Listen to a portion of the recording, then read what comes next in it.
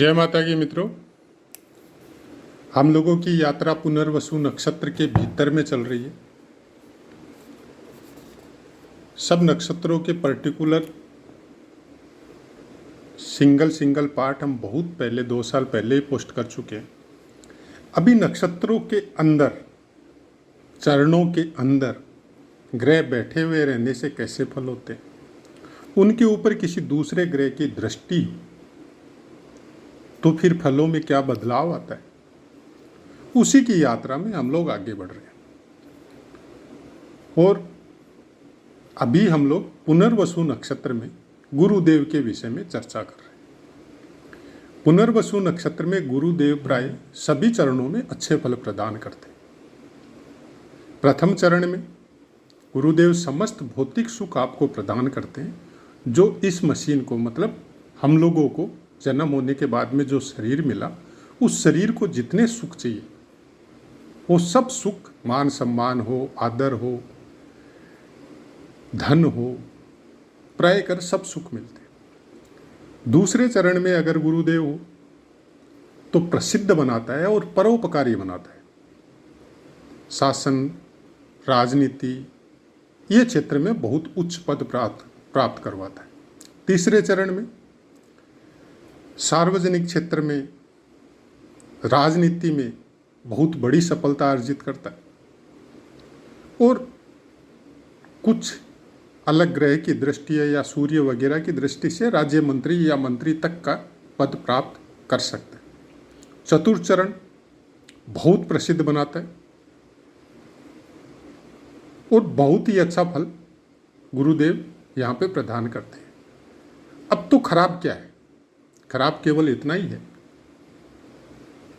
कि सब सुख प्राप्त होते हैं भौतिक शरीर के, लेकिन मेन सुख जो चाहिए परिवार का, घर में सुख शांति, वो नहीं मिलती।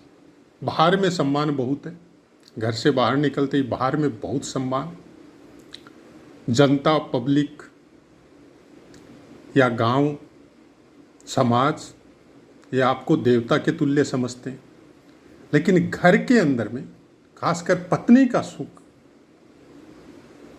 बहुत ही कम हो जाता है, नगण्य बोल सकते हैं आप।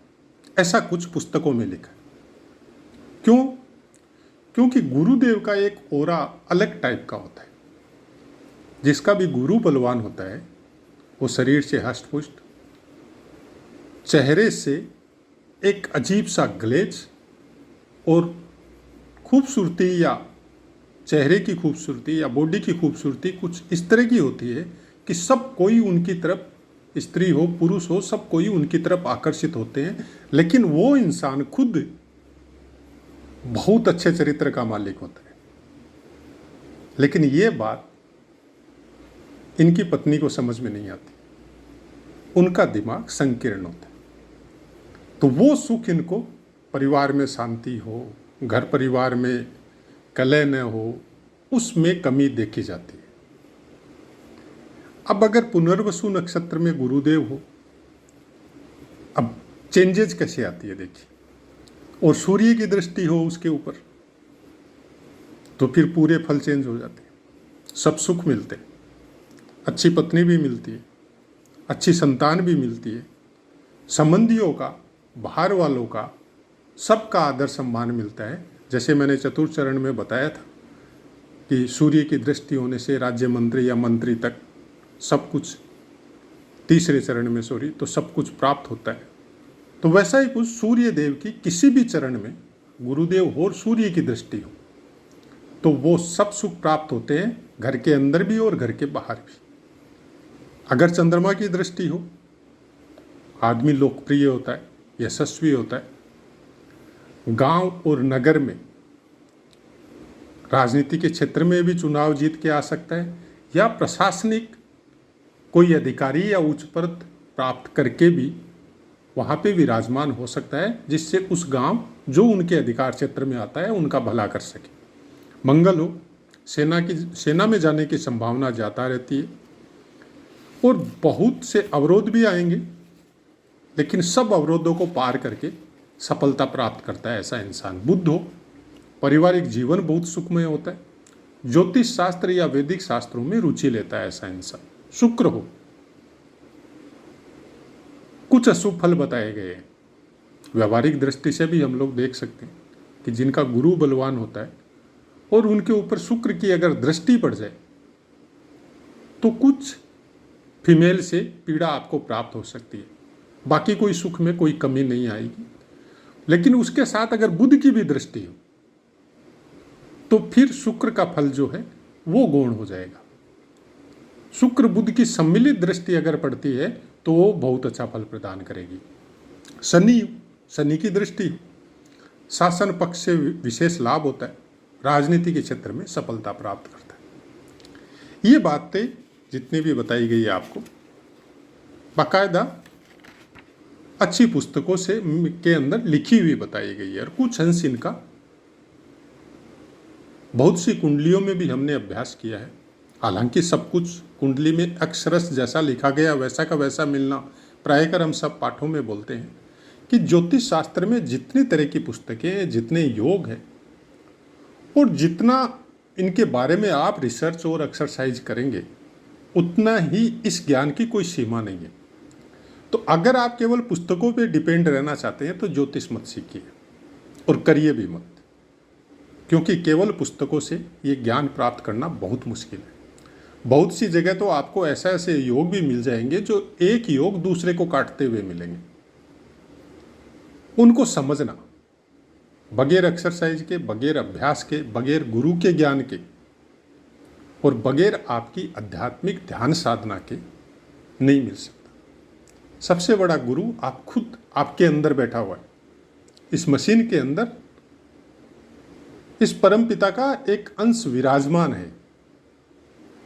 जब आप अपने अंदर की यात्रा करते हैं तो वहां पे उसके पास पूरे ब्रह्मांड का ज्ञान है और वो आपको सब कुछ प्राप्त करवाता है। कुछ शायद एक पुस्तक में हमने पढ़ा भी था, याद नहीं है हमको, बहुत साल पहले की बात है, कि कुछ भी पढ़ा लिखा नहीं है इंसान, कभी स्कूल गया नहीं जीवन में और घर बार बहुत बचपन में ही छूट गए। किस कारण छूटे वो एक बाद की बात है, लेकिन बचपन में ही छूट गए। 5-6 साल का था उसी समय। उसके बाद में कोई साधु के साथ या उनकी टोलियों के साथ वो सफ़र करने लग गए। किसी पूर्व के प्रारब्ध को समझ लो आप, या उन साधुओं का आशीर्वाद समझ लो, जिनको गुरु बनाया या गुरु ने उनको चेला बनाया। मतलब अच्छे, आज कलयुग में गुरु को शिष्य नहीं मिल रहे। भौतिक जगत में हम लोग जो देखते हैं वो एक अलग मैटर है, लेकिन अपने वैदिक शास्त्रों के हिसाब से जो गुरु हिमालय के क्षेत्र में तपस्यारत है और वो चाहते हैं अपने ज्ञान को किसी सुपात्र को देना, और इस कलयुग में वैसे शिष्य मिलने बहुत मुश्किल हो गए, तो उन्होंने उनको कुछ मंत्र दे दिया। बोले बेटा आप जाओ और हिमालय में या जहाँ कहीं भी उनको एक जगह स्थान बता दिया गया वहाँ तपस्या करो आप। वो शिष्य जो कभी स्कूल नहीं गए, कभी वर्णमाला, हिंदी या संस्कृत कुछ ज्ञान प्राप्त नहीं किया, कुछ सालों बाद में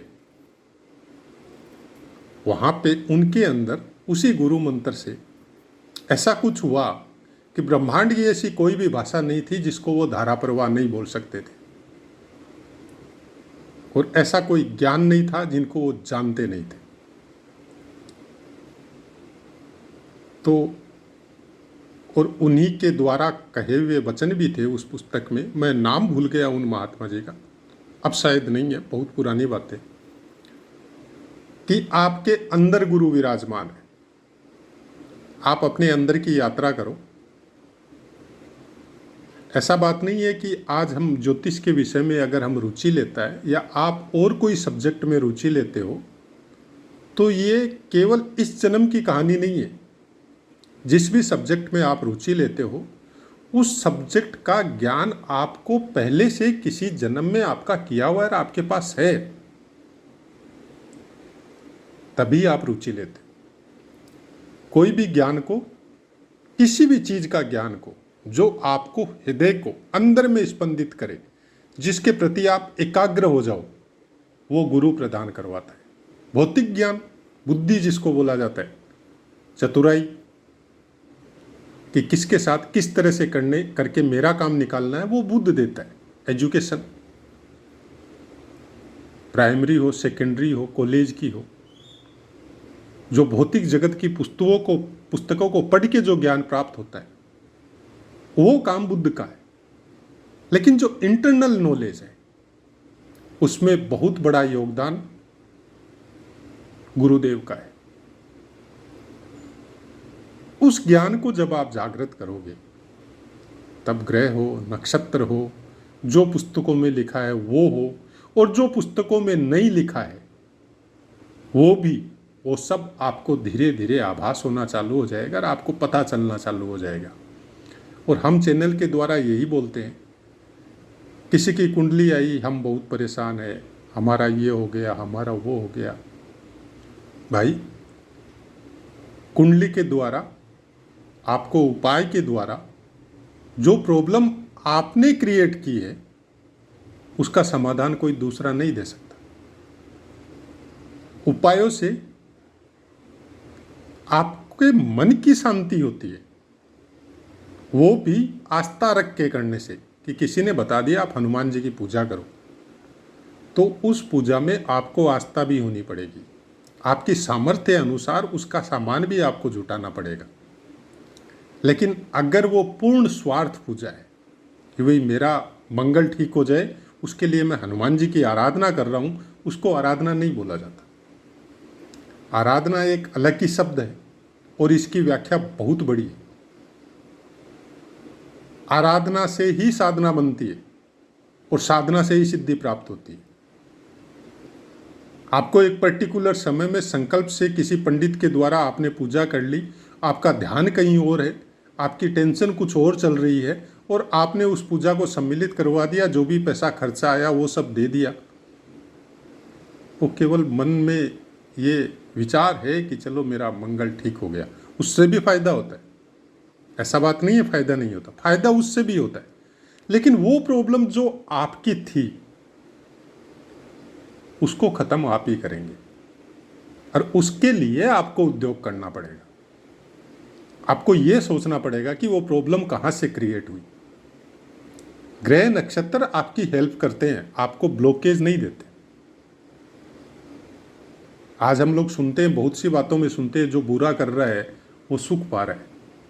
ठीक बात है, कलयुग है, आडंबर का युग है। आप जितने ज़्यादा आडंबरी होंगे पब्लिक के सामने, उतने ही सुख आपको नजर आएंगे कि वो आदमी बहुत सुखी है। वो इंटरनल कितना सुखी है वो तो उसको खुद को ही पता नहीं है,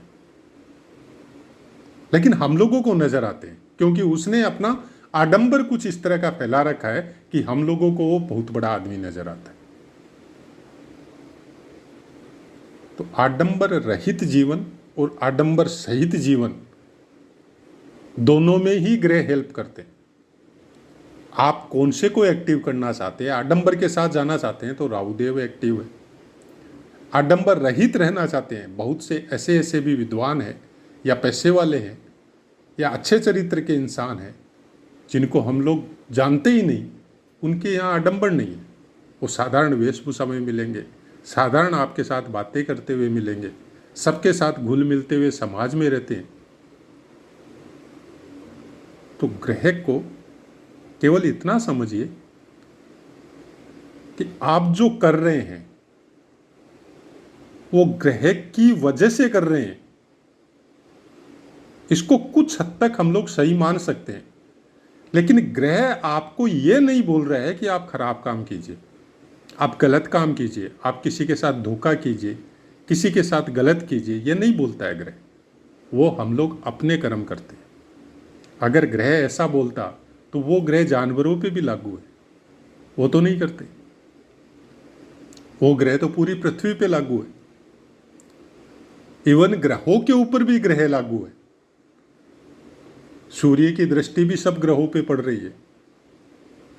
तो वो तो अपने नित्य कार्य में कोई चीज गलत कर नहीं रहे, हम लोग ही कर रहे हैं। क्यों? हम लोगों को बुद्धि मिली है, हम लोगों को ज्ञान दिया है भगवान ने। उस ज्ञान के द्वारा हम लोग उसका क्या यूज ले रहे हैं, उसी का फल ग्रह हम लोगों को प्रदान करवाते हैं। मंत्र शक्ति बोलते हैं ना, सिद्धि मिलती है। कैसे मिलती है?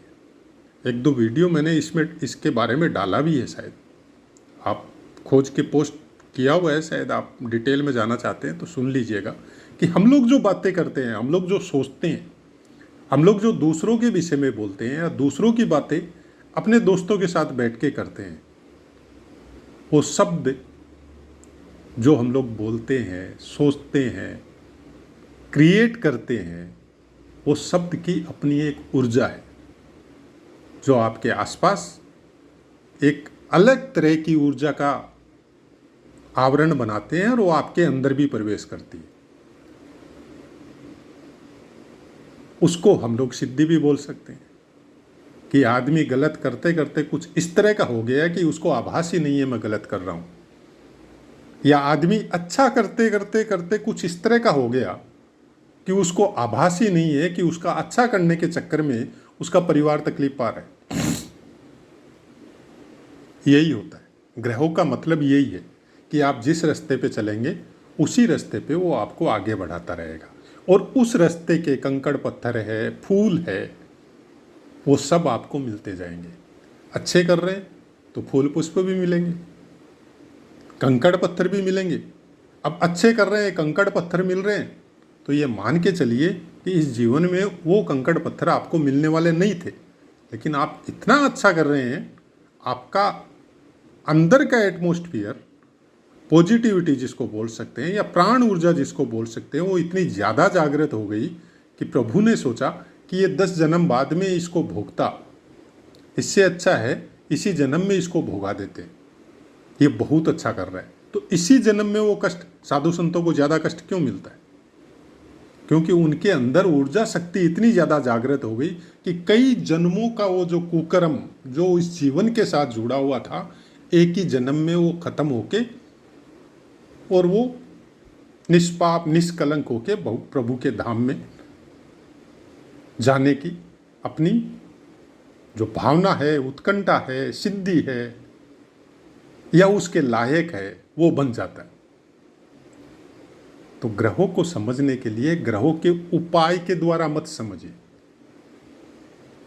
ग्रहों को समझने के लिए आप वो उपाय कीजिए कि सूर्य आपका पिता है, आपके अगल बगल का बुजुर्ग है, मंगल आपका भाई है, मतलब परिवार में सब ग्रह है आपके, सबके साथ अच्छा बिहेव रखिए, अच्छे काम कीजिए। इसके बारे में भी, ये सब चीज़ों के बारे में हमने शुरुआत में ही वीडियो पोस्ट किए थे। अगर आप चैनल को सर्व करेंगे और उसको अच्छे से सब वीडियो को देखते जाएंगे तो आपको पता भी चलेगा। डिस्क्रिप्शन में हमने लिखा भी है कौन सा वीडियो किस चीज़ का है। ज्योतिष सीखने का पर्पज केवल इतना होना चाहिए इंसान का कि हम लोग अपने जीवन में क्या करें। आपके पास अच्छा परिवार है, धन संपत्ति है, तो आप क्या अच्छा कर सकते हैं। ज्योतिष का मतलब ये होता है आपके पास कुछ नहीं है, मुश्किल से जीवन यापन हो रहा है, तो हम क्या परिवर्तन करें जिससे ग्रह हमको अच्छा फल दे सके, चाहे आपकी कुंडली में कैसे भी विराजमान हो। ज्योतिष का मतलब ये है। अब आजकल तो कलयुग है और खासकर संचार माध्यम का युग है। ये जो युग चल रहा है इसको हम लोग क्लियर जोड़ सकते हैं राहु के साथ। इसमें अच्छा भी है, बुरा भी है, दोनों चीज़ें। आप कौन सी चीज़ों में जाना चाहते हैं? अच्छे पोस्ट किए हुए वीडियो भी आते हैं, गलत पोस्ट वाले वीडियो भी आते हैं, सब तरह की सामग्री यहाँ पे है। अब आपके ग्रह आपको इनवाइट नहीं करते कि आपको क्या देखना है। आपका मन, आपकी भावनाएं, आपके कर्म, आपके चरित्र आपको इनवाइट करते हैं कि आपको कौन सी वीडियो देखनी। अगर आप इंटरनेट पे अपना समय व्यतीत करते हैं तो, और नहीं करते हैं, हम इसको बहुत अच्छा मानते हैं। अगर नहीं करते हैं तो बहुत ही अच्छा है। फिर आप पुस्तकों का अध्ययन कीजिए, अपनी पारिवारिक, सामाजिक और देश की जिम्मेदारी को निर्वहन कीजिए और ऑटोमेटिक फिर वो बुरे कर्म करने का तो सवाल ही नहीं है, अगर आप वीडियो नहीं देखते तो। सोशल मीडिया के द्वारा बहुत कुछ हम लोग गलत भी देखते हैं, अच्छे भी देखते हैं। अब किसको ज़्यादा पसंद करते हैं यह आदमी के खुद के ऊपर होता है। कोई सोशल मीडिया के द्वारा यूट्यूब से वीडियो देख देख के एक गरीब परिवार में फाइनेंशियली वीक है, फिर भी वो पढ़ के बहुत अच्छी पोस्ट प्राप्त कर लेता है और एक बहुत गलत लाइन में भी जा सकता है। तो ये हम लोगों के खुद के ऊपर है।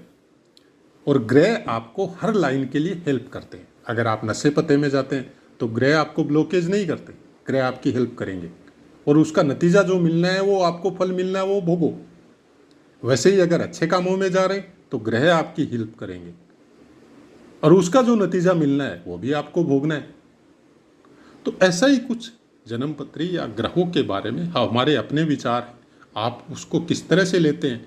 आप सारे दिन कुंडली के विषय में, ग्रह के विषय में ही सोच के बैठे रहते हैं कि इनके द्वारा ही हमको कुछ मिलना है, तो हम इसके लिए शायद हम वीडियो पोस्ट नहीं करते। हम किसी से कुंडली देखें, उसको उपाय बताएं, उसके लिए हमने चैनल चालू किया भी नहीं। हम केवल इसलिए चैनल चालू किया है कि ज्योतिष को अच्छी तरह से समझें, अच्छे शास्त्रों, अच्छे पुस्तकों का चयन कीजिए, अच्छी पोस्ट किए हुए अच्छे साधु महात्मा संत महात्माओं के वीडियो देखिए अगर आपके पास समय है तो। और कुछ खुद के ऊपर नियंत्रण कीजिए, खासकर चंद्रमा और मन को कंट्रोल में रखिए। जितने भी नियम संस्कार हम लोगों के सनातन धर्म में है वो केवल मन को कंट्रोल में करने के लिए है। जिस दिन आपका मन कंट्रोल में आना चालू हो जाएगा उस दिन आपके ग्रह आपके अनुसार चलने चालू हो जाएंगे। तो आशा है मित्रों पाठ समझ में आया होगा। अब अपनी वाणी को विराम देते और आपसे आज्ञा लेते। जय माता।